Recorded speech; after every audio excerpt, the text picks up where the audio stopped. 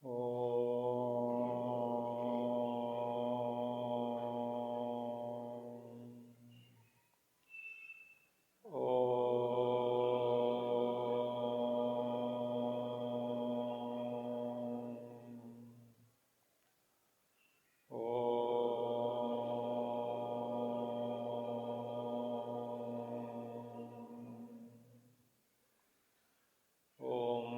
गणेशाय नमः। ओम श्री सरस्वत्यै नमः। ओम श्री गुरुभ्यो नमः। ओम समस्तजनकल्याणे निरतं करुणामयं नमामि चिन्मयं देवं सद्गुरुं ब्रह्मविद्वरं सद्गुरुं ब्रह्मविद्वरम्।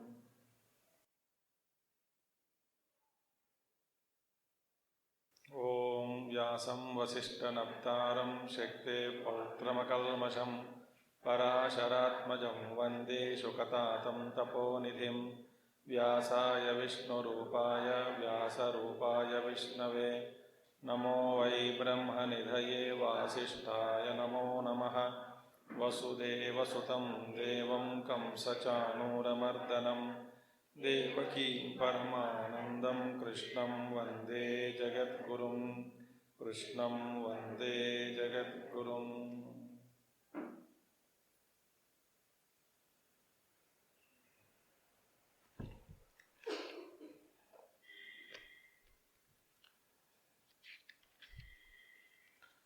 अर्जुन उवाच किं तद्ब्रह्म किमध्यात्मं किं कर्म पुरुषोत्तम अधिभूतं च किं प्रोक्तम् अधिदैवं किमुच्यते अधियज्ञः कथं कोत्र देहेऽस्मिन् मधुसूदन प्रयाणकाले च कथं ज्ञेयोऽसि नियतात्मभिः।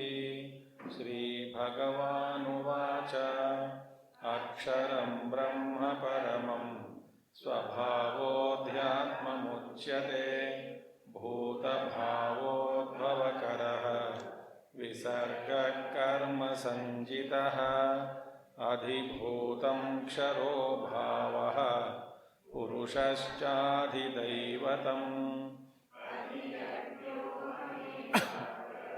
देहे देहभृतां वर।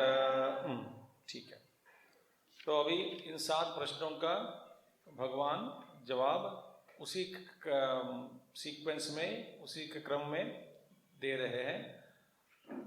किम तत् ब्रह्म अक्षरम परमम ब्रह्म, उसका जवाब हो गया। और किमध्यात्मम स्वभावः अध्यात्मम् उच्यते, ये भी हमने विस्तार से देखा कल।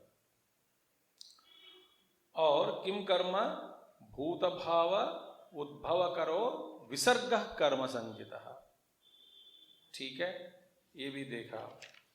फिर अधिभूतं च किं प्रोक्तम अधिभूतं क्षरो भावः,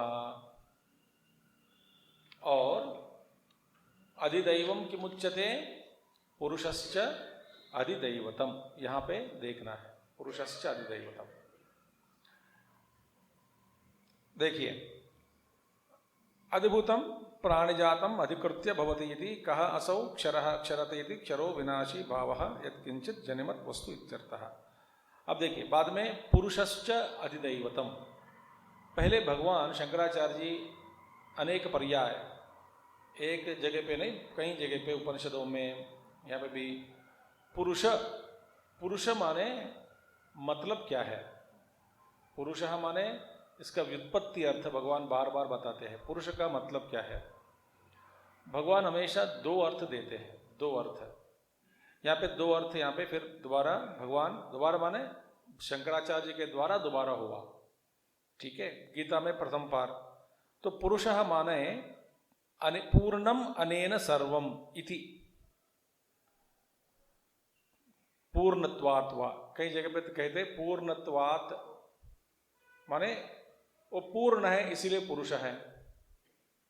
यहां पे अनेन पूर्णम सर्वम इति, जिसके द्वारा इस सारा जगत परिपूर्ण हो जाता है, परिपुष्टि परिपूर्ण। वही है पुरुष। पूर्णम अनेन, देखिए परिपूर्ण, परिपूर्ण किसमें? सब में।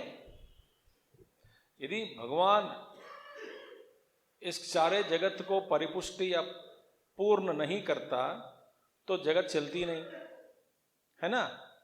तो इसका मतलब क्या है? तो पहला एक अर्थ है अनेन सर्वम, पूर्णम अनेन सर्वम इति पुरुषः, एक हो गया। दूसरा अर्थ क्या है? पुरुषयनाद वा पुरुषः, दूसरा वा माने दूसरा अर्थ क्या है? पुरीशयनात्, इस पुरी, पुरी माने नवद्वारे पुरे देही, इस पुरी में, पुरी में रहते हैं इसीलिए उनको पुरुष कहा गया। दो अर्थ। अब वास्तव में भगवान कहते हैं भी पुरुष पुरुषयनात्, और कौन सा यह पुरी है? एक सारे विराट को लेकर आप देखने से विराट में एक पुरी बन गया, तो उसमें रहने वाला। सारे जो सृष्टि को देखे वो भी बड़ी बड़ी पुरी है, तो उसमें रहने वाला, है ना। उसमें शयन करने वाला माने उसमें रहने वाला, स्थित हुआ। तो यहां पे आदित्यांतर्गतो हिरण्यगर्भः पुरुषः। अब यहां पे पुरुष का क्या है? आदित्यांतर्गतः, आदित्य मंडल स्थितः। आदित्य, जो आदित्य हमारे सामने आंखों के सामने है, प्रज्वलित है, उस सूर्य मंडल के अंदर, सूर्य मंडल अंतर्वर्ती स्थितः पुरुषः हिरण्यगर्भः। अंतर्वर्ती का मतलब क्या है? माने उससे छोटा नहीं है, वही एक द्वार है, उसके अंदर आप प्रवेश करोगे तो आपको हिरण्यगर्भ का मार्ग है, वही है। योग मार्ग में कहते हैं सूर्य मंडल ही एक मार्ग है, उस मार्ग के द्वारा प्रवेश करके फिर हम योग शास्त्र में कहते हैं, कुछ पुराण शास्त्र में भी कहते, पुराणों में कहते हैं, तो वही मार्ग है। तो उसके अंदर, उसमें हिरण्यगर्भ स्थित है, उसका केंद्र है हिरण्यगर्भ का, उसके अंदर ही। किसके अंदर? सूर्य मंडलांतर्वर्ती। हाँ, तो उस हिरण्यगर्भ, आदित्यांतर्गतो हिरण्यगर्भः। अच्छा, वो अंदर हिरण्यगर्भ उस आदित्य मंडल में बैठकर वो क्या करता है? सर्व प्राणी करणानाम अनुग्राहकः। देखिए, सबकी इंद्रियों को, ठीक है, अपने अनुग्रह से पूर्ण कर देता है, पूर्ण करता है सभी इंद्रियों को, सभी प्राणी और अपने अपने इंद्रियों को पूर्ण करने वाला कौन है? वो हिरण्यगर्भ। हिरण्यगर्भ है, कहां पर है? आदित्यान मंडलांतर्वर्ती। तो माने जितने भी प्राणी हैं, सभी प्राणियों के इंद्रियों का केंद्र सूर्य मंडल में है। सभी अध्यात्म देवताओं हैं, उनका केंद्र कहां है? सूर्य मंडल में है, सूर्य में स्थित है। तो अभी हमारे पास 5 इंद्रिय है, कर्ण जान, सभी सर्व प्राणी करणानाम, करणानाम माने जो सुनना, कान, आंख, जीभ, माने या 5 इंद्रिय, और सारे इंद्रियों का, सभी प्राणियों के इंद्रियों का केंद्र कहां पर है? सूर्य मंडल स्थित, अंतर्स्थित है। तो इसीलिए सूर्य की उपासना करना चाहिए। तो शैव शिव उपासना करने वाले सूर्य के अंदर रुद्र को देखते हैं, रुद्र में हम देखा है, रुद्र नमकम चमक में। और विष्णु उपासक सूर्य नारायण, नारायण बोलते हैं सूर्य नारायण, क्योंकि नारायण का प्रत्यक्ष रूप, प्रत्यक्ष नारायण कहते हैं सूर्य भगवान को, नारायण जी को देखते हैं। और गायत्री उपासक, गायत्री माने मंत्र का नाम गायत्री नहीं है, वहां पे गायत्री मंत्र है, तो सावित्री अधिष्ठान देवता, वहां पे सावित्री देवता, तो मंत्र गायत्री चंद का नाम है। तो उस सावित्री देवता को देख के आराधना करते हैं। सावित्री क्या है? तो आदित्य, तो भगवान आदित्य है, उनका जो अनुग्रह रूपी जो शक्ति है, उस शक्ति को हम ओक सावित्री कहते हैं। तो सावित्री उपासना किस मंत्र के द्वारा? गायत्री मंत्र के द्वारा। गायत्री माने छंद। तो सर्व प्राणिकरणानाम अनुग्राहकः, इसीलिए सूर्य भगवान की उपासना, देवी उपासना करने वाले देवी को देखते हैं, अंदर सूर्यमंडल के स्थित देवी की उपासना करते हैं, तो वह सूर्यमंडल ही केंद्र है, वही हिरण्यगर्भ है। तो हिरण्यगर्भ वही पुरुष, वही अधिदैवतम। अधिदैवत माने सारे देवताओं का अधिपति है। सारे देवताओं के अधिपति माने इनके बिना कोई भी, किसी भी प्राणी का कोई भी इंद्रिय काम नहीं करता। उनके अनुग्रह के बिना कोई भी इंद्रिय, अभी मैं देख रहा हूं, सुन रहा हूं, बोल रहा हूं, ठीक है, स्पर्श हो रहा है, ठीक है, ग्रहण कर रहा हूं, नाक के द्वारा भी सूझ रहा हूं, माने ये सारे जो हमारी जो इंद्रियों का जो काम है, उस सब का कारण कौन है? हिरण्यगर्भ, माने आदित्य, सूर्यमंडल में स्थित हिरण्यगर्भ।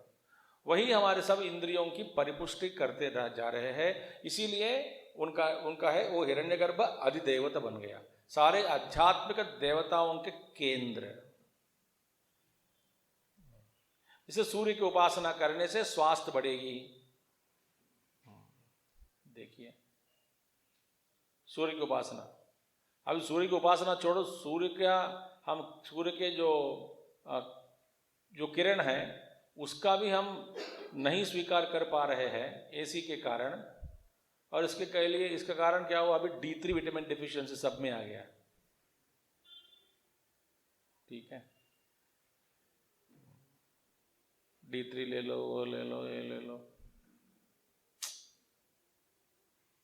तो अधिभूतम क्षरोभाव पुरुषश्च अधिदैवतम, वही पुरुष अधिदैव है, ठीक है। अनुग्राहकः स अधिदैवतम, समझ में आ गए? अच्छा, और क्या रह गया? अब तक कितने देखा हम? 5 है कि नहीं? फिर गिन लो भाई, समय ले लो, गिन के बताओ 5 हुआ कि नहीं? और छठवां क्या है? अधियज्ञ। 7 प्रश्न थे ना पूरे, तो 7 में 5 देखा, तो फिर छठवां अधियज्ञ। भगवान कहते हैं अहमेव अत्र देहे देहभृतांवर, बढ़िया है। अधियज्ञ माने सर्वयज्ञ अभिमानिनी देवता। देखिए भगवान कहते हैं सारे यज्ञों का अभिमानी देवता कौन है? विष्णु ही है। यज्ञो वै विष्णु, विष्णु आख्या यज्ञो वै विष्णु। देखिए सर्व यज्ञ अभिमानिनी देवता नाम क्या है? जिसको हम विष्णु कहते हैं। विष्णु आख्या, विष्णु आख्या, विष्णु आख्या यज्ञो वै विष्णु इति श्रुते है। आप देखिए अधियज्ञ माने सारे जो भी यज्ञ, जहां पे भी कुछ भी जो कुछ भी यज्ञ हो रहा है, उन यज्ञों का अधिष्ठाता कौन है? भगवान विष्णु। अहमेव कहते भगवान, हम विष्णु अवतार, पूर्ण अवतार, अहमेव। तो यज्ञो वै विष्णु इति श्रुते है, स ही विष्णु अहमेव अत्र। और वह विष्णु कहां पर है? देखिए देहे, यज्ञ कहां हो रहा है? देह में हो रहा है। देखिए देहे अहमेव अत्र अस्मिन् देहे यो यज्ञः, जिस शरीर में, इस शरीर में यज्ञ हो रहा है, लगातार यज्ञ है। माने यज्ञ माने तीसरे अध्याय में हमने देखा, तो कुछ ना कुछ आहुति डालते जा रहे हैं, कुछ ना कुछ परिवर्तन हो रहा है, इसके द्वारा कुछ देवताओं की पुष्टि हो रही है, फिर ये सारा संसार का संचालन हो रहा है यज्ञ के द्वारा, ठीक है। यज्ञ के द्वारा आप, फिर यज्ञ के बाद फिर पर्जन्याद अन्न संभव, अन्नाद भवन्ति भूतानि, पर्जन्याद यज्ञ संभव, यज्ञाद भवति पर्जन्यो भवति, पर्जन्याद अन्न संभव, अन्नाद, लाइक दैट। फिर आखिर में कहाँ जाते हैं? वहां तक ये सारे कर्म सब का ब्रह्माखिलम, ब्रह्म से उत्पन्न हुआ। कर्म ब्रह्मोद्भवम विद्धि, कर्म ब्रह्मा, कर्म ब्रह्मोद्भवति ब्रह्म अक्षर संभवम। तो ये वहां तक चक्र, एवं प्रवर्तितम चक्रम, ये तो यज्ञ का चक्र घूम रहा है लगातार इस विश्व में, कभी रुकता नहीं। तो शरीर में भी यज्ञ हो रहा है। देखिए इतने क्या क्या हो रहा है, वो नहीं हो रहा है, बताओ।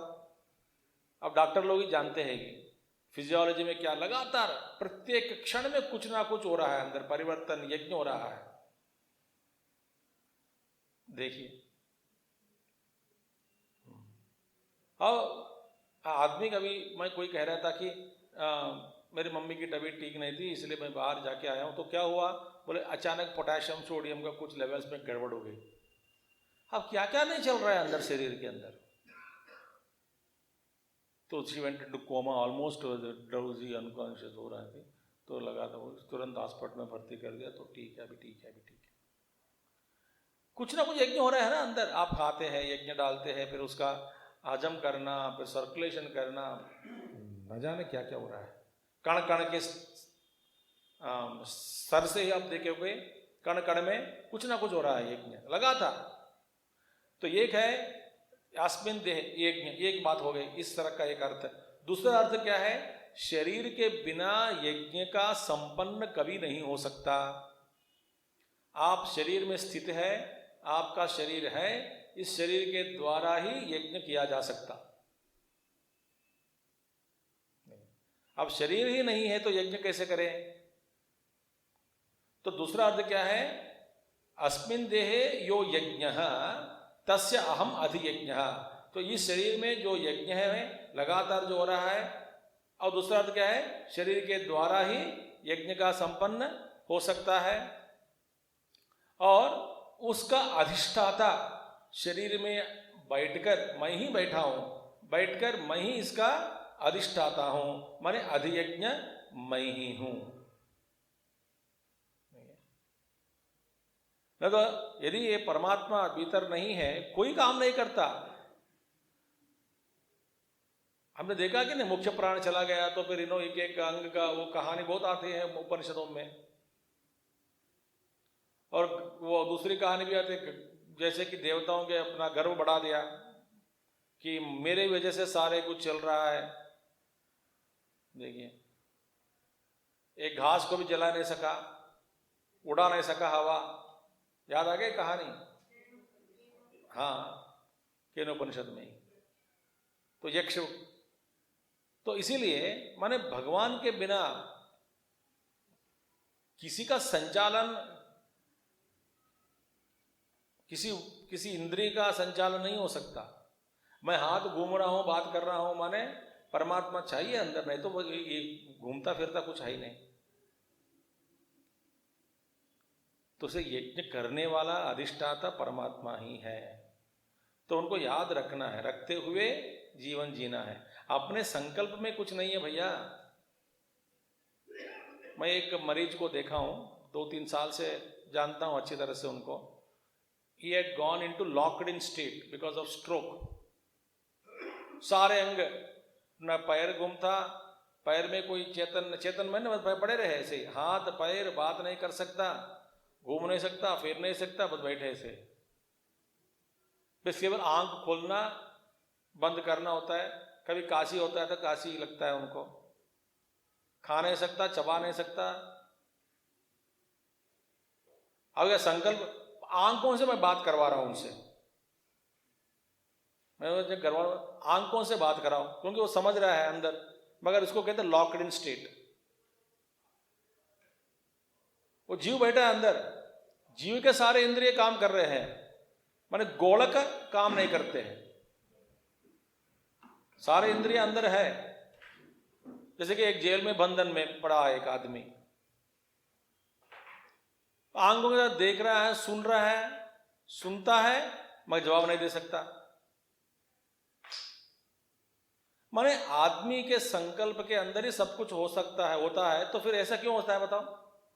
तो मानो यज्ञ का अधिष्ठान, अधिष्ठाता जो भी है, तो ईश्वर के संकल्प से ही ये सारे इंद्रिय काम करते हैं, शरीर की पुष्टि हो रही है परमात्मा का ही। सो इसीलिए भगवान कहते हैं मैं ही हूं भैया, शरीर के अंदर जो बैठकर सारा यज्ञ शरीर के अंदर जो यज्ञ हो रहा है उसका भी मैं अधिष्ठाता हूँ, शरीर के द्वारा जो किया जा सकता है उसका भी मैं ही अधिष्ठाता हूँ, क्योंकि मैं ही विष्णु अधियज्ञ मैं ही हूँ। यज्ञो ही देह निर्वर्त्यत्वेन देह समवायी इति। देखिए, देह समवायी माने यज्ञ ही देह के साथ हमेशा संबंध है। देखिए, नित्य संबंध, समवायी संबंध मान नित्य संबंध, समवायी संबंध। यदि शरीर नहीं है तो यज्ञ नहीं हो सकता, इसलिए यज्ञ का, शरीर का यज्ञ के साथ संबंध है लगातार। इसीलिए महात्मा लोग कहते हैं शरीर को रखो, किस लिए? यज्ञ करने के लिए। यज्ञ माने केवल कर्म विधि नहीं है, सारा जीवन ही यज्ञ। तो इस यज्ञ को चलाने के लिए, उसमें आहुति लगातार डालने के लिए हमारी जो स्वास्थ्य है उसको जहां तक हमारे हाथ में है वहां तक हम कोशिश करके स्वास्थ्य को क्या करना चाहिए? मेंटेन करना चाहिए, रखना चाहिए, स्वास्थ्य में रहना चाहिए आदमी को। सिर्फ खाने पीने के लिए नहीं। कुछ लोग रोने वाले बहुत है, हाय राम डायबिटीज हो गया खा नहीं सकता हूँ, बीपी बढ़ गई खा नहीं सकता हूँ। पागल है क्या? खाने के लिए थोड़ी शरीर चाहिए, यज्ञ के लिए रखो शरीर। देह समवायिति देह अधिकरणो भवति देह भृताम वरा। तो देह शरीरों में, शरीर रहने वाले जितने हैं बहुत सारे लोग हैं, उन सब में तुम तो वर माने वरिष्ठ श्रेष्ठ माना जाता है तुमको। कौन? किसको? अर्जुन को। देव और महात्मा लोग कहते हैं भाई सारे इतने शरीर पड़े हैं, इन सभी शरीरों में अर्जुन का शरीर को ही भगवान कहते हैं श्रेष्ठ। क्यों? में क्या विशेषता है अर्जुन के शरीर में? तो भगवान कहते हैं ये मेरा प्यारा है, मैं इसके अंदर बैठा हूं बड़े जोरदार से, और मुझे वो पहचानता है, इसलिए मैं ये शरीर जो है अर्जुन के जो अंदर, तो मैं बैठा हूं और सब में बैठा हूं, मगर सब मेरे मुझे पहचानते नहीं, और ये मेरा अत्यंत प्रिय है। तो इसीलिए वो अर्जुन, और तुम लगातार अच्छे काम के लिए ही तुम लड़ रहे हो जीवन में, धर्म के लिए लड़ाई कर रहे हो तुम, धर्म की लड़ाई। तो जहां पे धर्म की लड़ाई हो रही है, तो और जहां पे एक व्यक्ति समष्टि के लिए जीता है, उसका शरीर मेरे लिए अत्यंत प्रिय है, उस शरीर की रक्षा भगवान ही करता है। समझ में आ गया? जिसका शरीर, यदि है कोई भी व्यक्ति सारा जीवन भगवान के लिए जी रहे हो, तो उसकी रक्षा करने की जिम्मेदारी किसकी होती है? भगवान की। यार तुझे मुझे चाहिए मुझे। अब देखिए, अब ये इसका निर्वचन, ये यज्ञ रूपी यज्ञ भाव से जी रहे हैं, उसका शरीर देश के लिए या मानव कल्याण के लिए चाहिए, उपयोगी है, इसीलिए उसको शरीर में रखता हूं, ऐसा निर्णय करने वाला, उसका विचार करके निर्णय करने वाला ईश्वर है। हमारी बुद्धि लगाकर ये नहीं कह सकते कि बेचारा इतना देश के लिए काम किया फिर भी भगवान ने उसकी रक्षा नहीं की। ऐसा बाहर बैठकर हम विश्लेषण करना हमारा कर्तव्य में नहीं है, हम नहीं कर सकते हैं, ये हमारा बस की बात नहीं है। ठीक है? सूत्र को पकड़कर, उस सूत्र को हमारी बुद्धि के अंदर बिठाकर, हमारी बुद्धि के स्तर से ही सारे सबको नाप कर देखना बंद करना चाहिए। एक सूत्र के पीछे तो इस एक सूत्र है कि भगवान ही रक्षा करेगा। किसका रक्षा करेगा? जिस शरीर के द्वारा यज्ञ लगातार हो रहा हो, ठीक है, उस शरीर की रक्षा करने वाला परमात्मा ही है। क्योंकि इसीलिए मैं पसंद करता हूं, तो उसकी रक्षा करने का जिम्मेदारी मैं उठाता हूं, और जब तक मैं चाहता हूं कि ये रहे, और मैं उसकी शरीर की रक्षा करता हूं। इसका विश्लेषण कोई नहीं कर सकता, तो हमारे बस की बात नहीं है, जीव की बस बात नहीं है, तो परमात्मा की इच्छा है। इसीलिए तो अर्जुन जो निमित्त मात्रम भव सव्यसाची, मैं तुमको मेरा निमित्त बना दिया, तो निमित्त बना दिया इसका मतलब छोड़ता नहीं। इसलिए भगवान के निमित्त बनना बहुत कठिन है। एक किसी गुंडे के निमित्त बनना आसान है, किसी के अंडर में चमचा बनकर रहो वो आसान है, मगर भगवान के निमित्त बनकर जीवन व्यतीत करना बहुत कठिन है। ठीक है, तो भगवान कहते हैं ये देहभृतां वर, तो इसलिए शरीर में रहने वाला, शरीर में जितने भी रहे तुम तो श्रेष्ठ है। ठीक है, मैं तुमको पसंद करता हूं, तुम्हारी रक्षा मेरी जिम्मेदारी है। तो ये है अधियज्ञ। तो अधियज्ञ कौन है? मैं ही हूं। और क्या है? अधिदेव कौन है? हिरण्यगर्भाख्यम, सूर्यमंडल अंतर्वर्ती स्थित परमात्मा हिरण्यगर्भ ही अधिदेव है। सारे इंद्रियों का केंद्र वही है, इन सारे आध्यात्मिक देवताओं का बॉस वही है, समष्टि रूप में वहां बैठा है। ठीक है, आगे बढ़े। Thank you. अंतकाले च मामेव स्मरन् मुक्त्वा कलेवरम् यप्रयाति समद्भावम् याति नास्त्यत्र संशयः। अंतकाले च मामेव स्मरन् मुक्त्वा कलेवरम् यप्रयाति समद्भावम् याति नास्त्यत्र संशयः। अंतकाले च, अंतकाल माने मरण काले। मरण काले, अब इसका ज्यादा अर्थ खींचो मत। मरण काल में देह का अंत के समय में, क्योंकि वेदांत में हम कहते हैं कि प्रत्येक क्षण अंतकाल ही है, वो काल तो अंत हो गया। ठीक है, जब मैं बच्चों को पढ़ा रहा था ये 8वीं अध्याय, अच्छा विचार आया। जब उनके लिए मैं जब पावर पॉइंट बना रहा था, अच्छा विचार आया। कहते हैं कि अंतकाल में, मैं दूसरा अर्थ बताता हूं पहले, इसका बाद में देखेंगे हम भाष्य का। ये भगवान क्या कहते हैं? जिस विचार से, जिस भाव से तुम शरीर को छोड़ते हो, तुम उसी को प्राप्त कर लेता है। ध्यान से सुनिए। इसके लिए गुरुदेव अच्छा उदाहरण देते थे कि the direction of the bullet is depending on the direction of the barrel of the gun.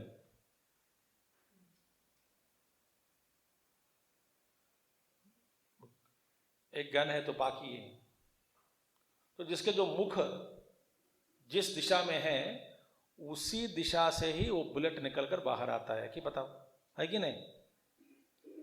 ठीक है, अंतकाल में।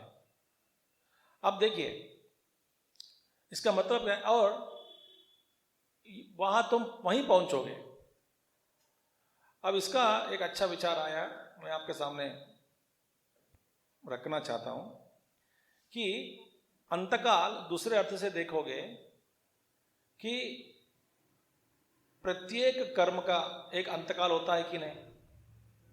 थोड़ा ध्यान से सुनिए। मैं एक कर्म कर रहा हूं, तो आज कुछ कर्म ऐसे हम रोज करते हैं, ठीक है, दिनचर्या बन गया हो, तो सवेरे उठना, यही काम करना, फिर ऐसा कोई भी कर्म आप करते हो, उसका कर्म का एक गति है, कर्म की गति, और प्रत्येक कर्म का जन्म और अंत होता है कि नहीं? माने कर्म का आरंभ और कर्म का अंत, प्रवचन का आरंभ और प्रवचन का अंत, एक कर्म हो गया कि नहीं? एक कर्म हुआ है ना। अब खाना बना रहे हैं तो शुरुआत किया है बनाने का, तो बनाने का प्रारंभ, कर्म का प्रारंभ हुआ।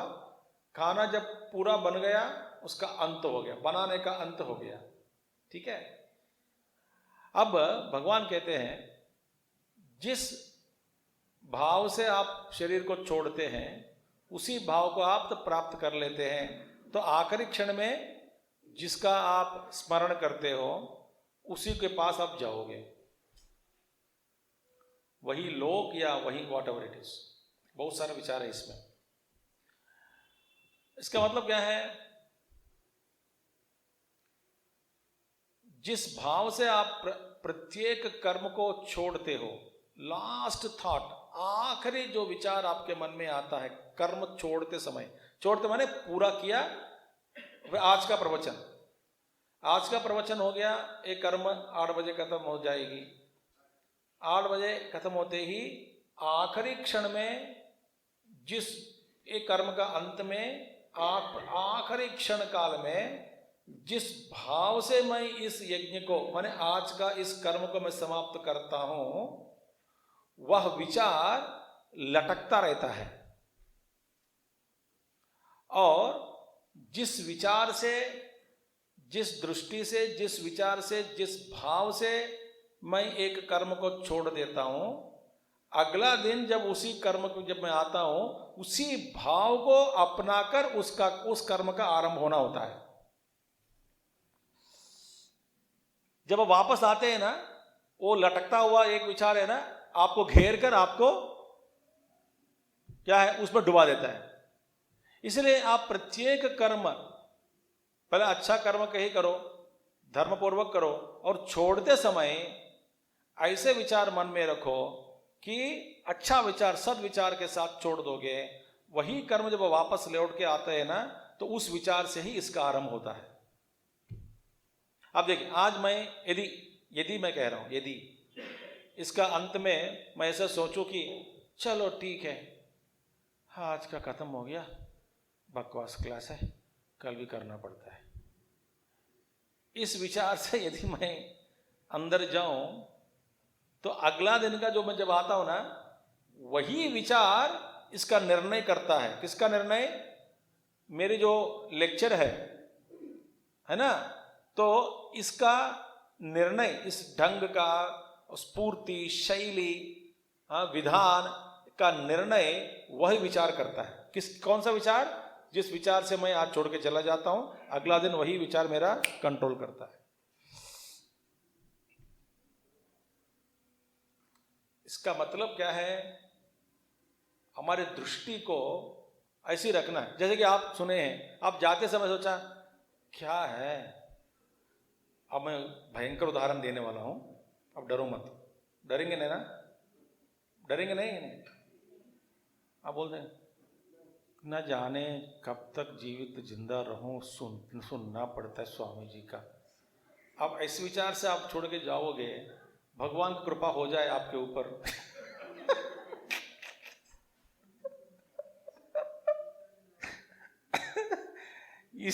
इस विचार से आप, जब तक जिंदा है ये स्वामी छोड़ता नहीं और मुझे आना पड़ता है।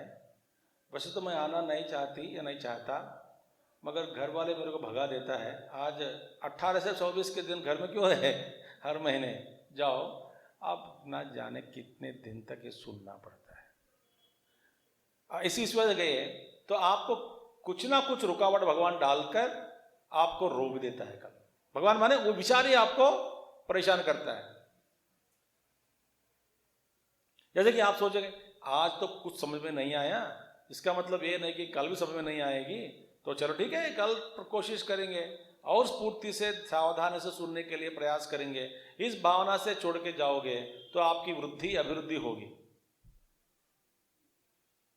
माने प्रत्येक कर्म में जिस विचार से, जिस थॉट से,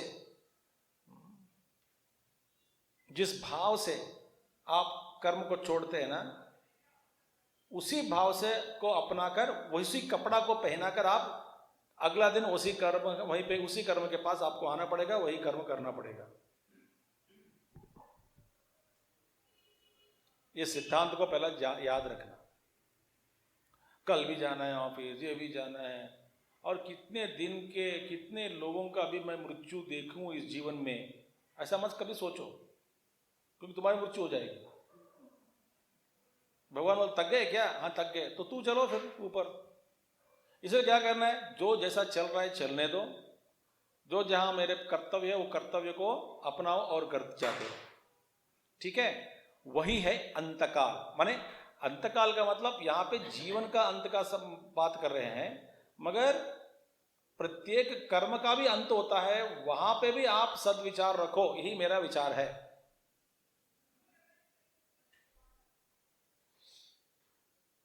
कोई भी हो, डॉक्टर हो, चार्टर्ड अकाउंटेंट हो, लेक्चरर हो, कल भी आना पड़ता है इस बदमाश बच्चों को पढ़ाने के लिए। छी, मेरा जीवन बेकार है। ऐसा करके क्लास को छोड़ दोगे, आप क्लास के कमरे के अंदर प्रवेश करते समय वो विचार आपको लटक रहा है वहां पे, आया नहीं अभी तक, आया भड़क गिर लिया, then you go into classroom with a bad mood.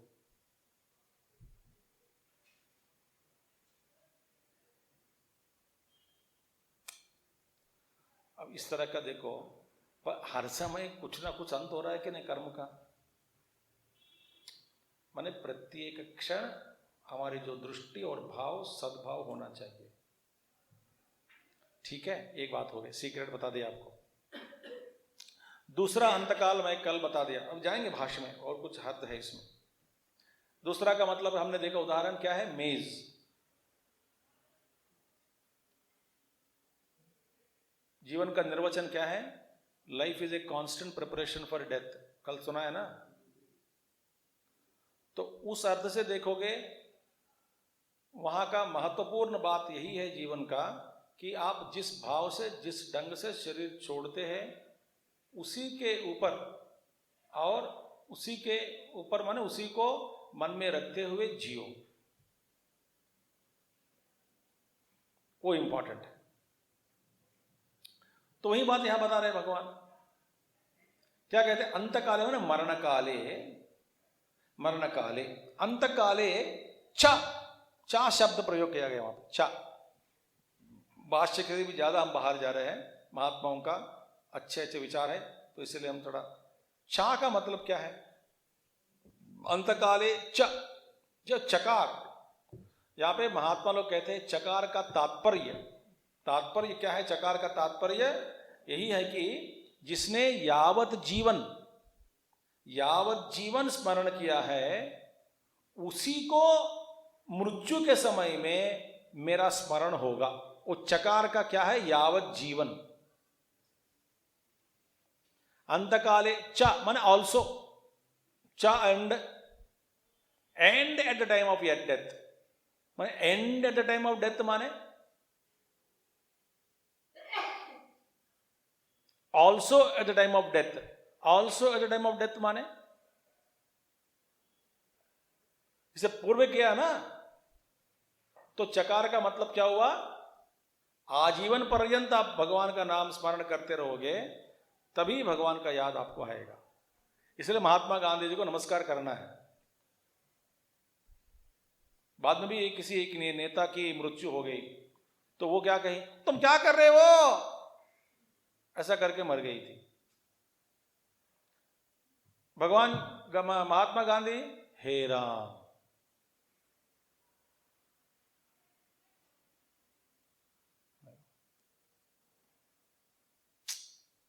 इसीलिए चा का मतलब लगातार जीवन पर्यंत आप आजीवन करते रहोगे, तभी आपको मृत्यु काल में मेरा स्मरण होगा। मरण काले माम, मरण काले चा का मतलब देख लिया, ठीक है ना। अब भगवान कहते एव का मतलब हिंदी में क्या है, ही वही। देखिए यहां पे माम एव, मैं मेरा ही स्मरण। देखिए ही का मतलब क्या है, हिंदी में ग्रामेटिकल व्याकरण में हर जगह हर भाषा में मेरा ही, माम एव ही माने फॉर एग्जाम्पल, मैं आपको किसी को बुला रहा हूं आश्रम में खाने के लिए, मैं कहता हूं तुम ही आना। तुम ही आना माने पत्नी को, बच्चों को और किसी को लेके नहीं आना, माने बाकी लोगों को हटाने का क्या है अर्थ, ही के द्वारा सूचित किया गया।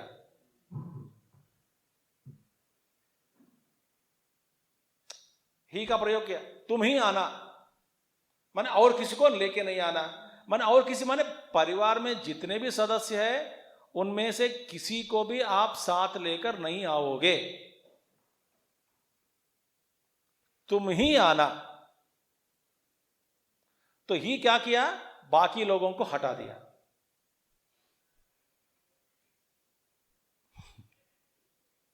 ऐसा गीता पढ़ने मजा आता है मगर टाइम लगता है।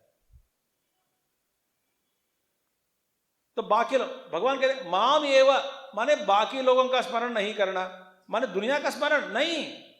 यहां पे दुनिया की बात ही नहीं हो रही है, दुनिया तो पार हो गए, फिर किसका स्मरण, मुझको कैसे स्मरण करे, प्रत्यगात्मा अभिन्न ब्रह्म वस्तु रूपेण स्मरण करो। मैं प्रत्यगात्मा से अभिन्न हूं, मुझको, आप, मैं कौन हूं, तेरे प्रत्यगात्मा से जो अभिन्न रूप में बैठा हूं, उस अभिन्न रूप से यदि मेरी याद करोगे तब तुम मेरे पास पहुंच जाओगे। समझिए, आप अपनी बुद्धि लगा रहे हैं क्या इस व्याख्या में? नहीं, मैं नहीं लगा रहा हूं, क्योंकि यहां पे ही का मतलब क्या है, तो भगवान कहते हैं ही का माने बाकी का हटा दो, माने मुझको जो अधिदैव में, अधिभूत में, देखिए अध्यात्म में, अधियज्ञ में, इस रूप में नहीं, इस रूप में मेरा स्मरण करोगे तो हिरण्यगर्भ जाओगे। जैसे चांदोकी में हमने देखा उपासना कि मनोमय शरीर, मनोमय प्राणमय, माने भगवान को पहले गौण, तो ईषद, ईषद विकृत ब्रह्म, भाष्य में हमने देखा, कल मैंने आज ही देखा है, माने तो पहुंच जाओगे कौन सा ब्रह्म, कार्य ब्रह्म। तो शुद्ध निर्गुण निराकार ब्रह्म तत्व, अद्वैत तत्व की प्राप्ति नहीं होगी तुझे, मगर कहां पहुंच जाओगे, हिरण्यगर्भ के पास जाओगे। अधियज्ञ के बाद, अधिभूत के बाद, अधिभूत के रूप में याद कर लिया तो विराट का रूप, आप फिर विराट के रूप में आप जाओगे विराट के पास। अधि यज्ञ के अधि अध्यात्म के रूप में और कहीं जाओगे। तो माने किस भावना से, किस भाव से आपको आप मेरे याद करके शरीर छोड़ते समय याद कर रहे हो, उसी भावना को तुम अपनाओगे। मगर क्या पे, माम एव, एव माने मुझ परमेश्वर को अभिन्न रूप में मेरी याद करके शरीर छोड़ना है। अरे भगवान वैकुंठ में है, कैलाश में है, मेरे से भिन्न है, और कोई लोक में है, या हिरण्यगर्भ में बैठा है ब्रह्मलोक में, मुझसे अलग है, तो कहां है, तो दूर है, ऐसे सारे विचारों के को मन में रखकर स्मरण किया, तब भगवान कहते माम एव न, मेरा स्मरण तो हो रहा है और किसी रूप में हो रहा है, मेरे तत्व के रूप में यदि स्मरण करोगे तब मेरे तत्व को पहुंच जाओगे आप। मुक्ति कहां मिलेगी, कब मिलेगी, जब तत्व को पहचाने तभी मिलेगी ना। वही ब्रह्म हिरण्यगर्भ के रूप में, विराट के रूप में, या कोई देवता उनके लोक के रूप में, किसी और के अन्य रूप में आप ब्रह्म को जान लिया या मान लिया तो आप वही जाओगे। तो माम एव, एव का मतलब क्या है, प्रत्यगात्मा अभिन्न ब्रह्म वस्तु जो है उसकी याद करते हुए, ये परमात्मा मैं तुझ में हूं, तू मुझ मेरे है, मुझ में है, और मैं और आपके बीच में कोई भेद नहीं है। इस भावना से, इस अर्थ से, इसमें निश्चित ज्ञान को प्राप्त करते हुए जब आप शरीर छोड़ दोगे तब आप माम माने माम एष्यसि, माने आप मेरे पास पहुंच जाओगे। ये है येव का मतलब यहां पे। तो चा का मतलब क्या है, आजीवन पर्यंत। येव का मतलब क्या है बता दिया अभी। और सो स्मरण परमेश्वरम, मां माने परमेश्वरम, विष्णुम, वही परमेश्वर है, वही विष्णुम। किस रूप में ध्यान करना है, अभिन्न रूप में।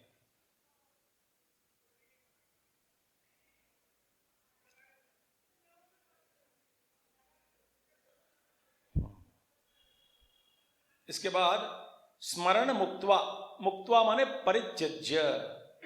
अब परित्यज्य कलेवरम, कलेवरम माने शरीरम। अच्छा, परित्यज्य माने छुड़वाया नहीं किसी ने,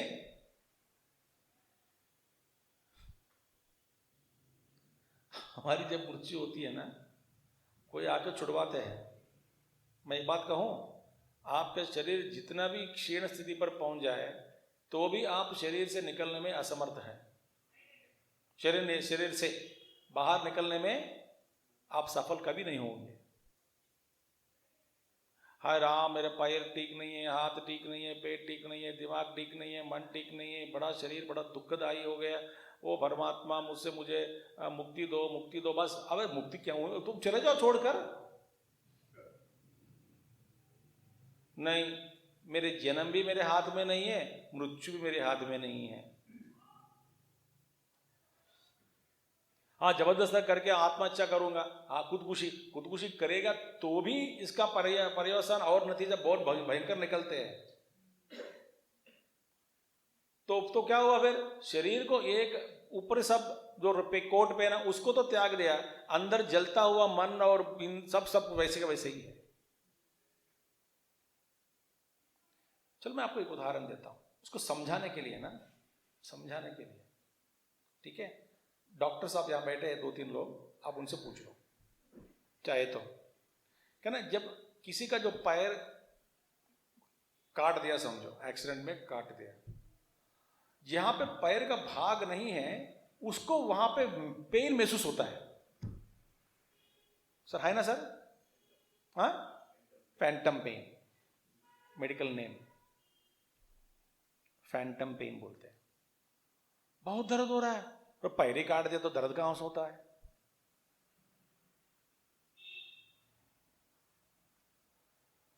भाई स्थूल शरीर तो काट दिया, स्थूल का क्या है भाई, ये तो ऊपर का कवरिंग है। जिस डिजाइन में आपको आकृति में सूक्ष्म शरीर आकृति बनाकर आपको भेजा, जब तक वो आकृति है तब तक आप दुख भोग करते रहेंगे। उस जन्म का, उस आकृति के संबंधित जो भी प्रारब्ध है उसका भोग आपको करना पड़ेगा।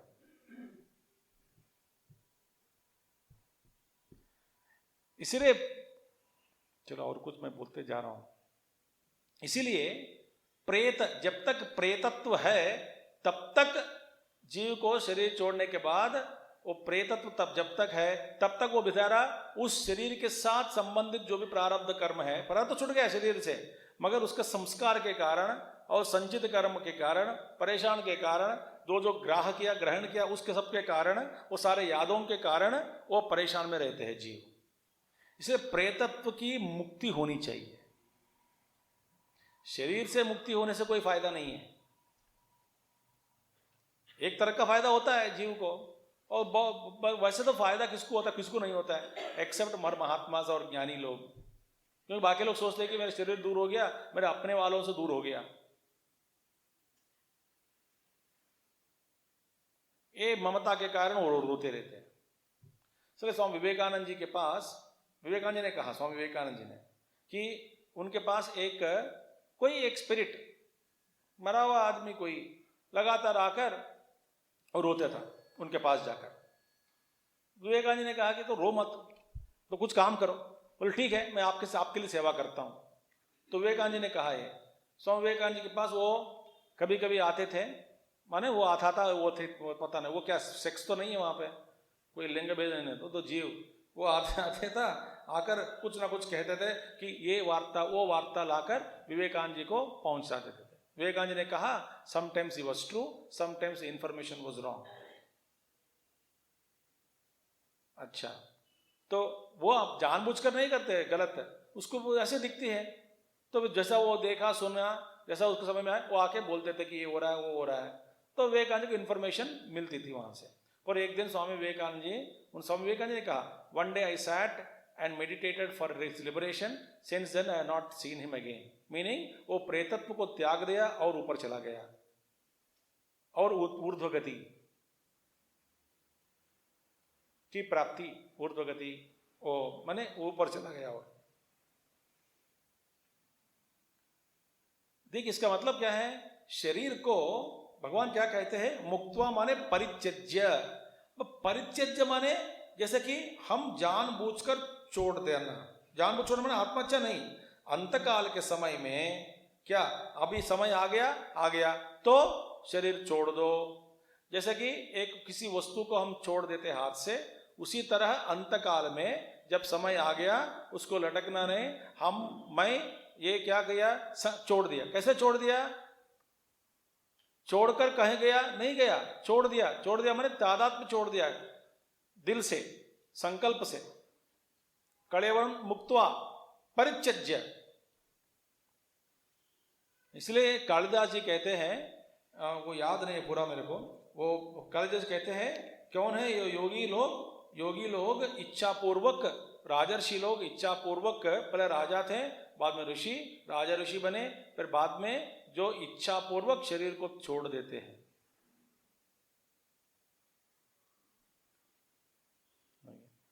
कई महात्मा जी थे, कई महात्मा लोग, तो महात्मा लोग क्या कहते हैं, बस मेरा समय आ गया, मैं छोड़ रहा हूं, अब यमराज आने वाले हैं। यमराज माने जैसे कोई ला, अब मेरा समय आ गया, ये शरीर की जो तत्व है वो फिर दोबारा तो ये भाड़े पे लिया ये सब पदार्थ, तो वापस दिन लौटना है, इसलिए आ गया समय, मैं जाऊं, सब कुछ है, ठीक है, मेरा समय आ गया, बाय बाय करके चले जाते थे। तो एक साधारण व्यक्ति को अलग करना पड़ता है।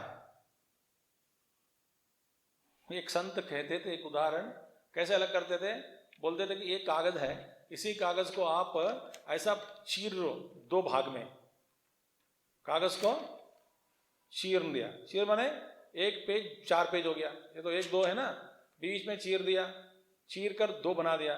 तो इस चीरने का जो प्रक्रिया है दुखदायक नहीं है कि नहीं, बताओ, है ना?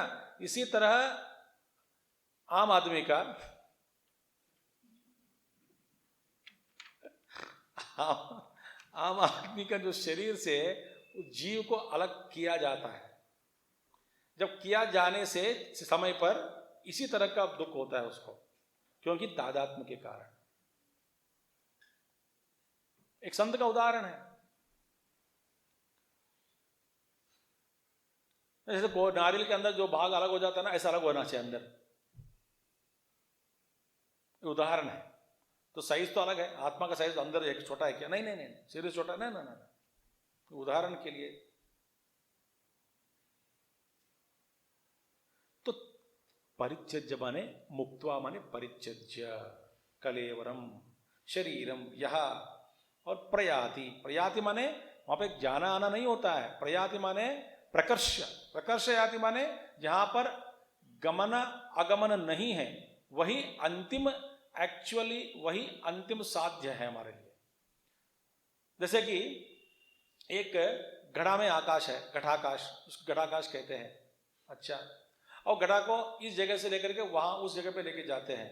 अच्छा, जब लेके जाते हैं, एक घटा के अंदर जो आकाश है वो भी हमको लगता है कि वो आकाश भी घट के साथ आ रहा है, मगर वास्तव में आकाश का चलन नहीं होता। मगर जहां भी घट गया वहां उसके अंदर आपको आकाश महसूस होता है कि नहीं? महसूस होता है, तो आप घटाकाश कहते हैं। मगर वो घट फोड़ने के बाद टूट गया, टूटने के बाद हम क्या घटाकाश और महाकाश के और चला गया, घुस गया, महाकाश के अंदर घुस गया, ऐसा बोलते हैं क्या? तो लीन होना भी, लीन क्या हुआ? लीन हुआ ये भी गलत है। पहले अलग कब हुआ?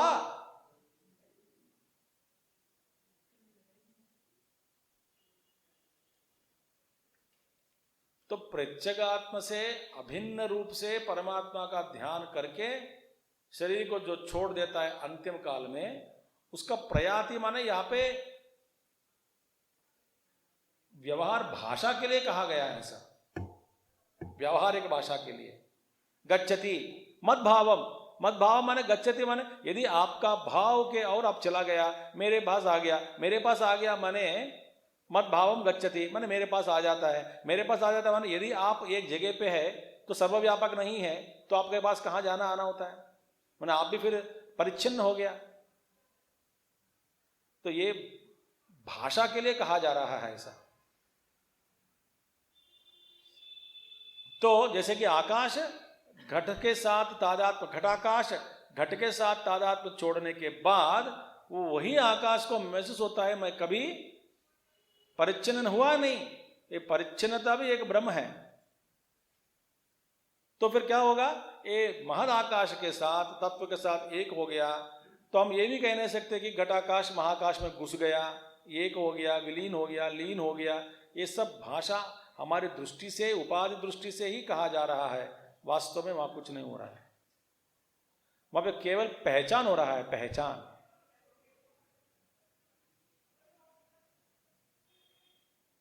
वैष्णवम तत्वम याति न अस्ति न विद्यते अत्र अस्मिन् अर्थे। इस अर्थ में संशयो याति व न वा इति, याति वा न वा इति, वो जाएगा कि नहीं जाएगा ऐसा कोई संशय मत करो। जो मेरा स्मरण करते हुए, किस में, कैसे स्वर मुझ में मेरा स्मरण अभिन्नतया, प्रत्यगात्म से अभिन्न ब्रह्म रूप से, ऐसा स्मरण इस ज्ञान के साथ, समझ के साथ करो। हम उस तत्व को वैसे करना, भाई जो वैसा है, जैसा पहचानना ज्ञान होता है, और जो जैसा है उसको दूसरे रूप में और उतार कर समझने के लिए आलंबन सहित प्रार्थना करना भक्ति या उपासना होती है।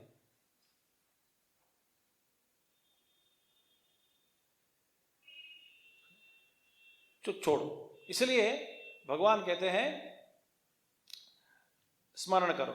इसलिए आपको ये याद दिला रहा हूं, ये श्लोक किसमें,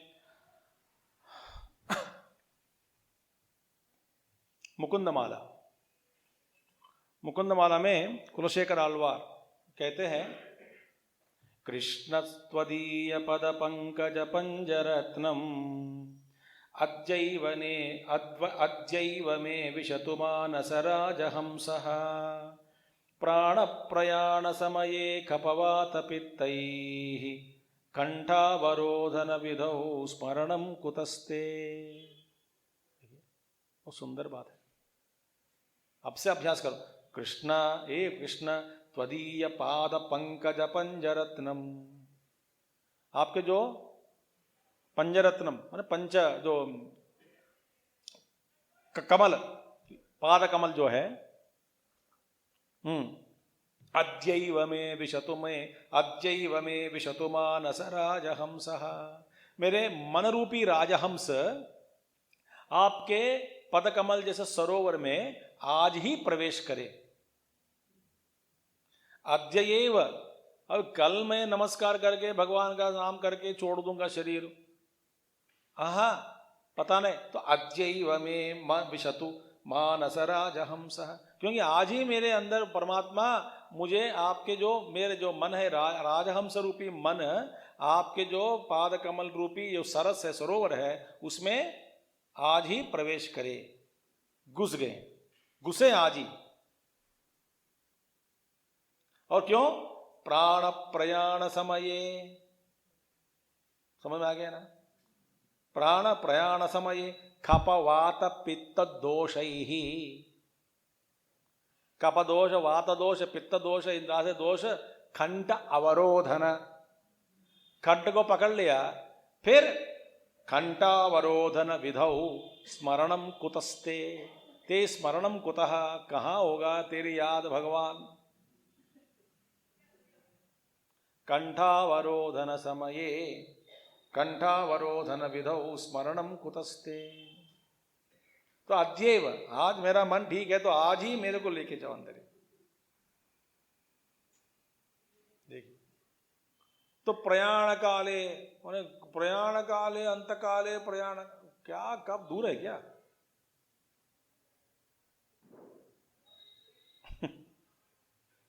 तो न मद विषय एव अयम नियमः, भगवान कहते ये मेरे बारे में ये सही नहीं है। आप क्या सबके विषय में जिस भाव से आप मरोगे उस भाव को आप प्राप्त कर लेते। न मद विषय एव अयम नियमः, यह नियम मेरे बारे में ही, मेरे विषय में ही नहीं है, सब विषय में ऐसे ही है। जिसका आप स्मरण करते करते जाते हो वहीं जाएगा।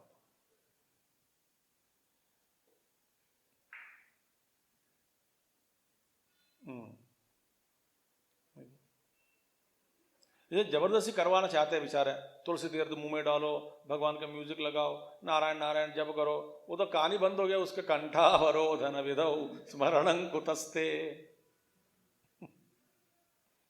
तो जबरदस्ती करवा दें, जप करो भगवान नारायण बोलो, नारायण बोलो, नारायण। एक कहानी मैंने सुना माने पढ़ा, अच्छी कहानी सुनाओ। कहानी माने एक उदाहरण के रूप में। एक औरत थी, अपने गुरु के पास जाकर एक दीक्षा ले ली मंत्र। तो गुरु ने कहा मधुसूदन नारायण कहते जाओ, मधुसूदन नारायण कहते जाओ। बेचारी वो आकर मधुसूदन नारायण मधुसूदन नारायण मधुसूदन नारायण मधुसूदन नारायण मधुसूदन करते गई। तो शादी का समय आ गया, शादी हो गई, पति का नाम निकला मधुसूदन और ससुराल का नाम निकला नारायण, फादर इन लॉ का नाम। अब देखिए नियम क्या है, पति का नाम नहीं लेना चाहिए बार बार, इसलिए बंद कर दी नाम। चुप हो गए बेचारे, न नारायण का स्मरण न मधुसूदन स्मरण, दोनों। ये पति निकला, एक तो ससुर निकला। तो ससुर या असुर भगवान जाने, माने ससुर ने उनका नाम नारायण हो गया, पति का नाम मधुसूदन हो गया। तो बोले कहाँ लेके जाऊं, तो बंद हो गई। तो बेचारे बाद में एक बच्चा हुआ उसको, तो बच्चा का नामकरण है लल्लू। तो लल्लू के जन्म होने के बाद तो फिर वो याद करने लगी, भगवान का याद आ गया कि इनको भाई गुरुजी मंत्र दिया तो भूल गया, मैं नाम ले नहीं सका हूँ। तो तब से क्या किया, लल्लू के पिता, लल्लू के दादा, लल्लू के पिता, लल्लू के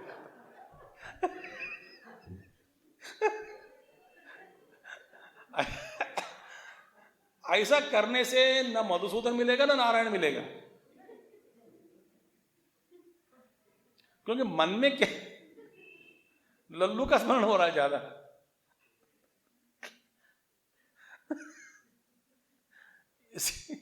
इसी तरह भगवान कहते मामेव, देखो मामेव, मेरा ही स्मरण करो। कैसे करो, तत्व के रूप में और किसी रूप में नहीं, हिरण्यगर्भ के रूप में, प्राण के रूप में, नहीं नहीं नहीं नहीं नहीं,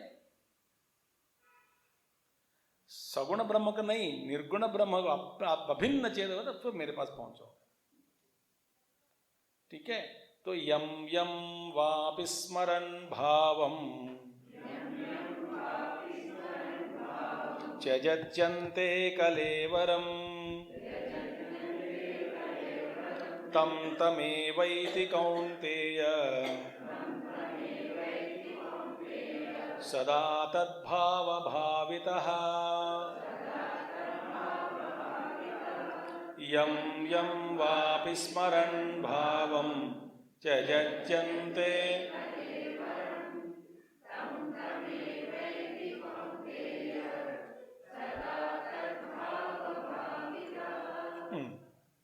देखिए यम यम भगवान कहते हैं मेरे विषय में नहीं है, सब विषय में यही होगा। माने जिस भाव को आप स्मरण करके जाओगे, छोड़ दोगे, वहीं जाओगे। यम यम वापि यम यम भावम देवता विशेषम स्मरण, मेरे नहीं, कोई किसी भी देवता को आप देवता का स्मरण आप करोगे, कोई भी देवता हो। जैसे मरते समय ना दादाजी का याद, परदादाजी का याद, और तो पितृलोक जाओगे, पितृलोक नहीं, वो जहां है वो जाएगा, वहीं जाएगा। वो यदि नरक में हो तो आप भी नरक में जाओगे। डरा होगे नहीं, डर गए थोड़ा। तो सबके रूप में भगवान ही भास रहा है, तो भगवान को पकड़ो। लल्लू के पिता, लल्लू के दादा ऐसा क्यों कहते हो?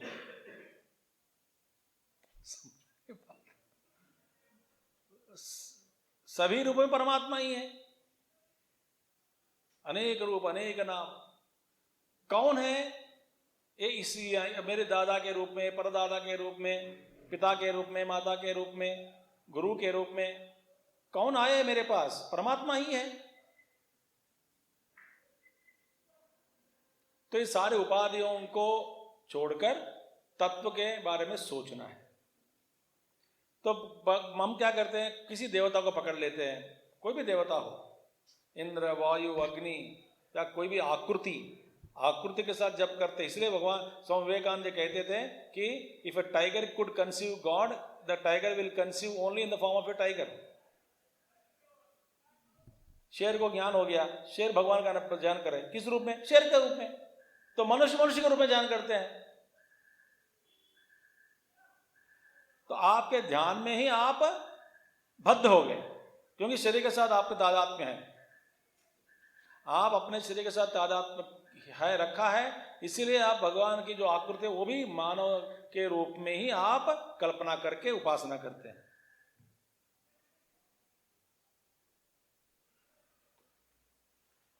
ठीक है।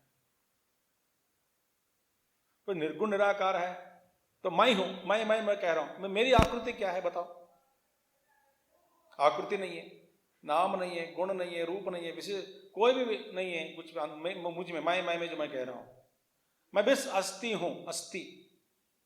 अस्तित्व का अनुभव मैं कर रहा हूं।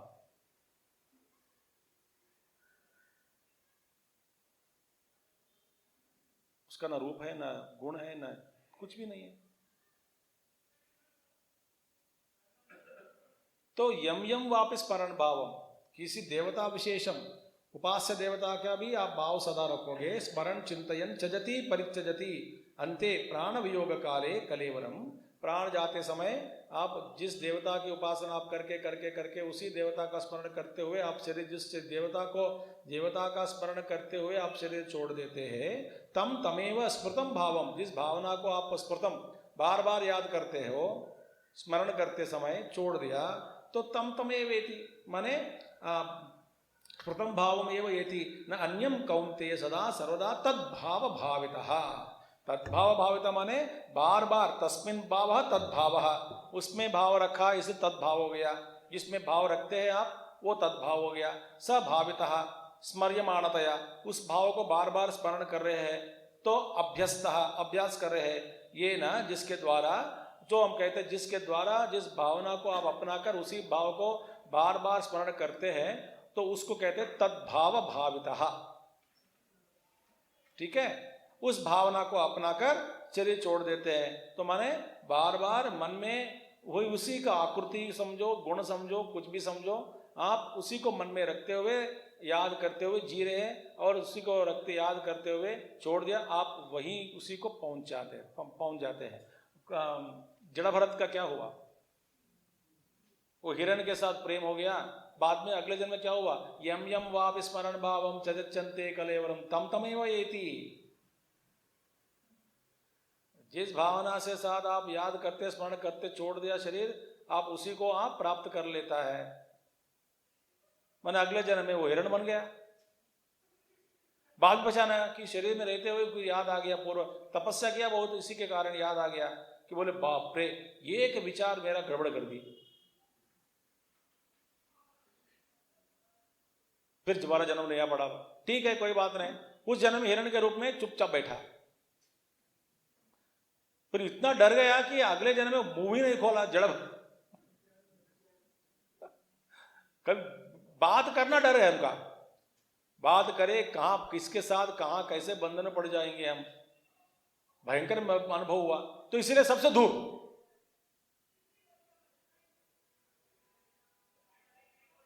देखा क्या हुआ?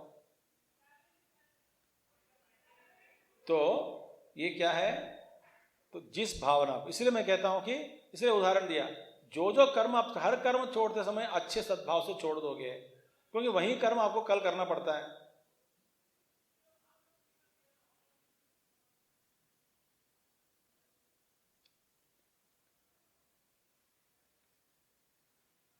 बढ़िया है।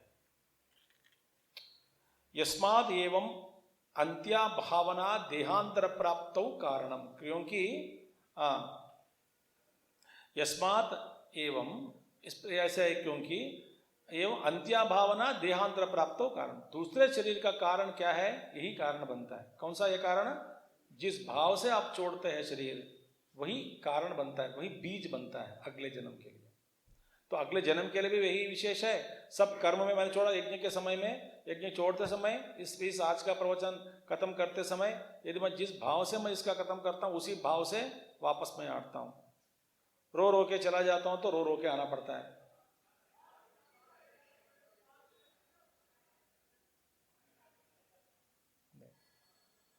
ठीक है, तस्मात्, तो करना क्या है? तस्मात् सर्वेषु कालेषु मामनुस्मर युध्य च मय्यर्पितमनो बुद्धिः मामे वैश्यस्य संशयः तस्मात् सर्वेषु कालेषु मामनुस्मर युध्य च मय्यर्पितमनो बुद्धिः मामे वैश्यस्य संशयः। देयरफॉर करना क्या है, इसलिए भगवान रास्ता दिखा रहा है भैया। क्यों?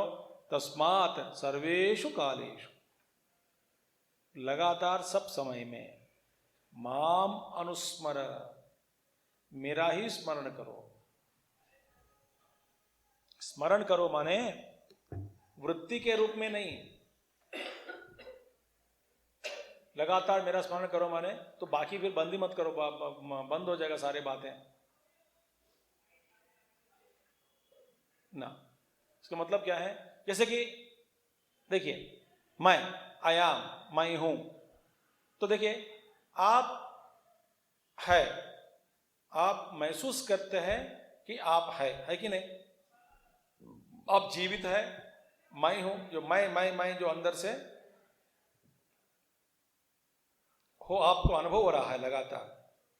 देखिए, हाँ, इसमें आपको क्या वृत्ति की सहायता चाहिए क्या?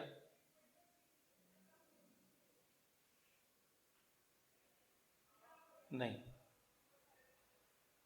मैं हूं, ये सब लोग अनुभव कर रहे हैं, अस्तित्व को, अपना अस्तित्व का अनुभव सब कर रहे हैं, मगर इस अनुभव के पीछे कोई वृत्ति की कोई जरूरत नहीं है।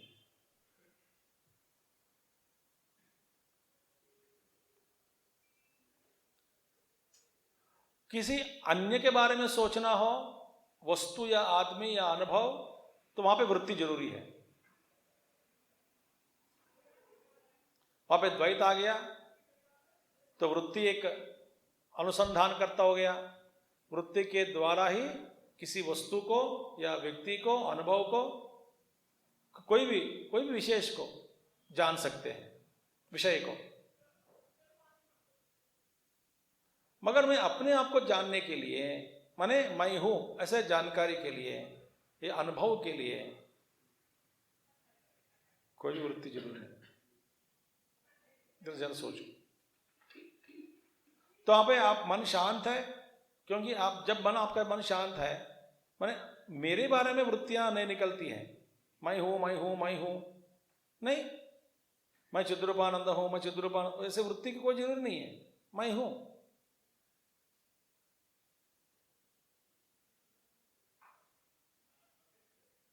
अब मैं आंख बंद कर यहां, मैं बस मैं हूं करके मेरा अनुभव हो रहा है।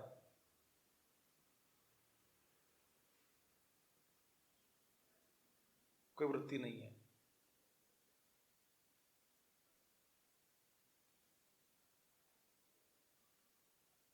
और आगे जाओ,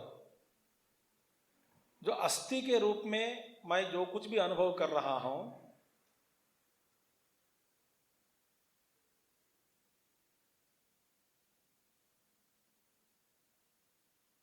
वास्तव में वही अखंड ब्रह्म चैतन्य,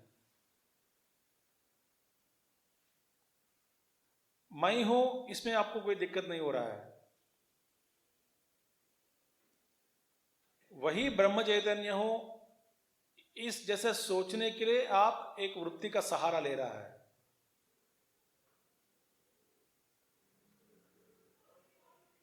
और मैं वही हूं, एक वृत्ति का सहारा। मैं हूं के लिए वृत्ति की जरूरत नहीं है वहां पे। और एक कदम आगे जाएंगे, मैं वही हूं, इसके वृत्ति चाहिए। और इस वृत्ति को, और क्या आधार है? आप कहते हो कि मैं ही वही हूं, वह तत्व हूं। इसका आधार क्या है? शास्त्र, गुरु। ठीक है, जैसे मैं हूं के लिए कोई वृत्ति जरूरी नहीं है, मगर मैं परमात्मा हूं, अखंड अनंत चैतन्य हूं,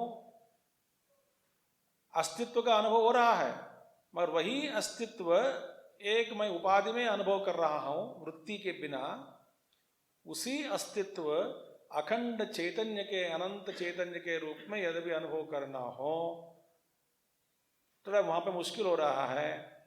तो एक वृत्ति की जरूरी पड़ रही है वहां पे, तो एक वृत्ति चाहिए। उसी वृत्ति को हमेशा लगातार अनुसंधान करते हुए जीवन जीना, ये हो गया एक अच्छा उपासना, अच्छी उपासना हो गया। और इसी को आप आधार बनाकर फिर शास्त्र में कहते हैं, उसी को कहते हैं अखंड ब्रह्माकार वृत्ति। एक वृत्ति का अभी नहीं हुआ, अंतःकरण शुद्धि के बाद जो मैं वही तत्व हूं, क्योंकि ये दीवारें सारे नीचे गिर गया, दीवारें माने उपाधि का जो भी है, ये सारे गिर गए माने मेरा भी। देखिए घटाकाश जब सूक्ष्म बन जाता है, सूक्ष्म ही घटाकाश, घट में आकाश को लग रहा है कि मैं स्थूल हूं, घटा आकाश को मैं परिच्छिन्न हूं, स्थूल हूं। वास्तव में आकाश और बहिराकाश, अंतराकाश में कोई फर्क नहीं है, और आकाश को कभी भी कोई भी वस्तु भेद या छिद्र नहीं कर सकता। तो आकाश में भेद एक कल्पना है, मगर ये अंदर जो बैठा हुआ आकाश है वो सूक्ष्म हो गया समझो, माने सूक्ष्म है ही, फिर भी आप अपने सूक्ष्मत्व का अनुभव करने के लिए ये मैं घड़ा हूं या घट के जितने पदार्थ है उस पदार्थ के साथ तादात्म्य होकर मैं अच्छा घड़ा हूं। मैं गुरुदेव कहते हैं I am filthy pot, I am golden pot जिसमें सोना भरा हुआ है, I am the milk pot, I am ghee pot. भैया तो नहीं तो पॉट हो ना घी हो। तो जैसे कि सूक्ष्म बनकर अपने आप को है मैं तो आकाश हूं करके महसूस हो गया, तुरंत क्या होता है, ये सारे उपाधियां गिर गया माने क्या हुआ, माने बहिराकाश और अंतर आकाश में वहां में कोई रुकावट नहीं है, कोई भेद नहीं है, कोई वहां पे अलगापन नहीं है। वास्तव में अब मैं एक ही हूं। इस वृत्ति को धारण करना अखंड ब्रह्माकार वृत्ति हुआ। तो इस वृत्ति को मैंने वृत्ति के रूप में पहला स्वीकार करके लगातार इस भावना को अपनाकर बैकग्राउंड में पहले उसको छोड़ना नहीं चाहिए।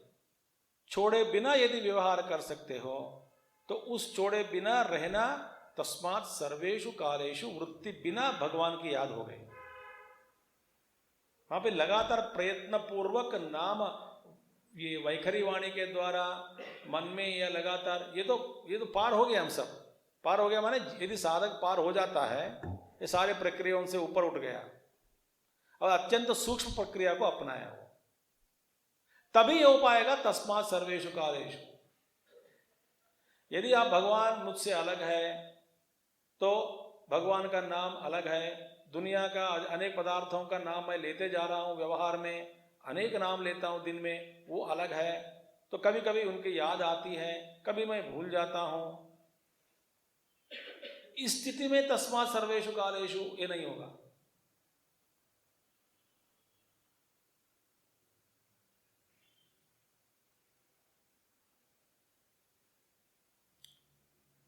ठीक है, उसकी याद ऐसे रखना है।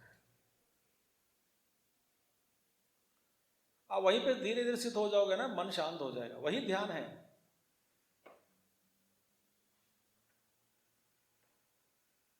तो भगवान वहीं स्थित होकर उस स्थिति में स्थित हो जाओ, पहला होकर व्यवहार करो।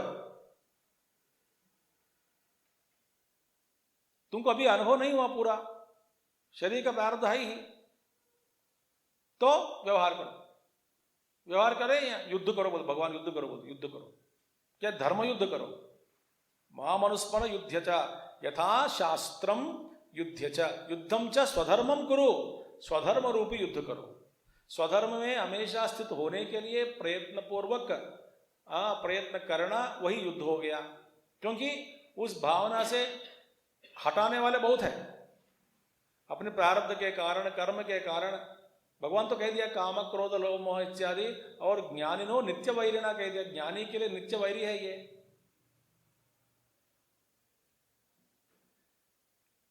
तो शुरुआत में क्या होता है, इसलिए भगवान आचार्य शंकर स्थिता प्रतिष्ठिता, एक बार अनुभव हो गया, एक बार एक झलक खाया, इसका मतलब ये नहीं कि परमात्मा का ज्ञान हो गया।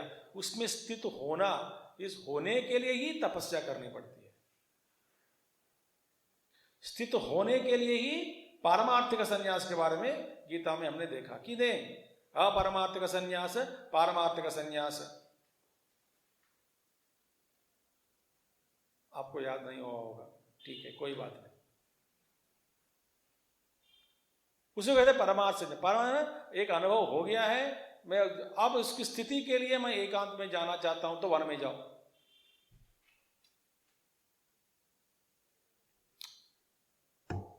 It's a beautiful thing. तो इसीलिए स्वधर्म रूपी युद्ध करो। तो इसलिए गुरुदेव इसी को कहते हैं active resistance to evil is the central teaching of Bhagavad Gita. Resistance to evil, active resistance to evil is the central theme of Bhagavad Gita. Active resistance to evil both within and without.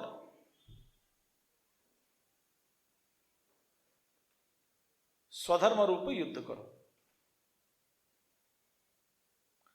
तो करो मई वासुदेवे अर्पित मनोबुद्धि, मुझ वासुदेव में अपना मन और बुद्धि को अर्पण कर लो। अर्पण किया माने स्टीयरिंग भगवान के हाथ में देकर चुपचाप बैठ जाना, बस चिल्लाना नहीं। मगर स्टीयरिंग किसी के हाथ में देकर पीछे बैठना बहुत कठिन है। यदि आप ड्राइविंग जानते हो और भी कठिन है, क्योंकि आप, मेरा भी पैर कभी कभी जाता है ना कि ब्रेक के ऊपर चला जाता है, ब्रेक है ही नहीं मेरे सामने, मैं बगल में बैठा हूं, मेरा पैर उठाकर ब्रेक डालता हूं क्योंकि डर लग रहा है कि ये तो तेज ही जा रहा है। होता है सबको साथ होता है, तो ठीक से चलाओ करके, तो आपका पैर उठकर ब्रेक में चलना है, समझ आपका पैर दिक्कत तो नहीं, मैं ब्रेक डाल रहा हूं। क्यों ब्रेक? तेरा ड्राइविंग देखकर। एक बार एक युवा केंद्र मेंबर, अभी तो है ही मिशन के मेंबर हो गए, तो वो जवान, तो कोई नहीं मिला सारथी, रथ सारथी कार चलाने वाला, तो वो अपने स्टीयरिंग में बैठ गया। गुरुदेव बैठा, गुरुदेव देखा, बच्चा था तब 30 इयर्स का था, देखा Gurudev, you are driving? He said yes. He started ओम त्र्यंबकम यजामहे। We all laughed. वो भी हंसा, गुरुदेव भी हंसे बाद में। ओम त्र्यंबकम यजामहे सुगंधिं पुष्टिवर्धनम्। You look at him, you are driving? Swami ji, ओम त्र्यंबकम यजामहे। बहुत है ना, ठीक है। तो इसे माने मयर्पित मनोबुद्धि यस्य तव सत्वम मयर्पित मनोबुद्धि सन, तो मेरे मन, मुझ में अर्पित किया गया मन और बुद्धि वाला ओ अर्जुन, ठीक है। मामेव, देखिए यथास्फुटम, ये तो अद्भुत बात है। जैसा मेरा स्मरण करोगे उस स्मरण को ही तुम प्राप्त कर लेते हो। यथास्मृतम,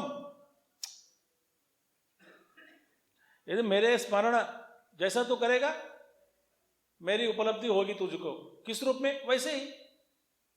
यद भावम तद भवति तदेष्यसि। तो इसलिए परमात्मा को मुझे हमसे अलग कर कर कभी उपासना करे, ध्यान करे, तो इसलिए शास्त्रों में अहम ग्रहोपासना भी आया है। अहम ग्रहोपासना माने जो देवता, जिस देवता मूर्ति की मैं आराधना मैं कर रहा हूं, देवता स्वरूप मैं ही हूं, ऐसा अहम ग्रहोपासना करते हैं कुछ लोग, वो भी उपासना है। देवता और मुझ में कोई फर्क नहीं है, मैं ही वो, गुरु ही मैं ही गुरु, माने गुरु रूपी मैं तो मैं नहीं हूं, गुरु ही मेरे इसमें बैठा है। तत्व जो है वो तत्व मुझ में है, तो अहम ग्रहोपासना कहते हैं। जो है डिसाइपल ट्रांसफॉर्म्ड हिमसेल्फ इनटू गुरु, माने not another guru, he becomes one with his own guru.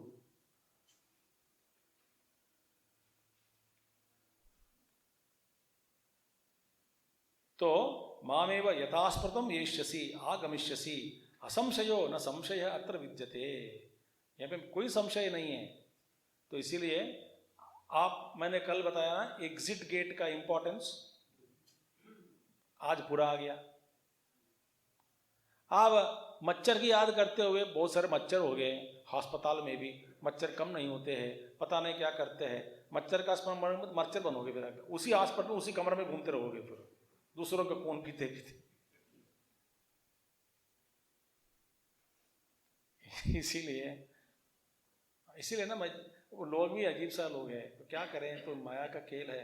तो सोचते एक आदमी प्रार्थना करते हैं, भगवान इस जन्म में मैं पद्मासन पर बैठ नहीं सका, अगले जन्म पद्मासन पर बैठने दो। भगवान मेरे को सारे बेटियां हुई, अगले जन्म में बेटा को दे दो, कम से कम एक दो पुत्र को दे दो, पुत्री बहुत हो गई। भगवान इस जन्म मेरे कमरा तो है ही नहीं ठीक से, मेरा घर भी नहीं बनाया, कम से कम अगले जन्म तो भगवान दे दें अपना घर। हाँ विश्वास, भगवान इस जन्म में 25 साल में मेरा बाल पूरा झड़ गया, पूरा बाल हेड हो गया, मेरा मुंडन हो गया, अगले जन्म कम से कम बाल तो कम से कम टिक रखे। ऐसे प्रार्थना क्यों करना भाई?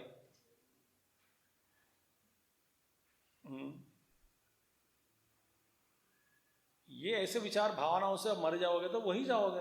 और हम इतने भावनाओं से मरते हैं, सारे भावनाओं को इकट्ठा करके। भगवान जो सबसे आखिरी जो है ऊपर वाला है, उसको पहला पीछे देखता तो और एक भावना है, बोलते वो अगले जन्म में परेशान कर, सारी चीज हम मांगते रहते हैं। इन सारे भावनाओं को भगवान पूर्ति करते रहते हैं, बड़े दयालु है। ठीक है। किंच, किंच क्या है? Moreover. और क्या है? Moreover, more will see tomorrow.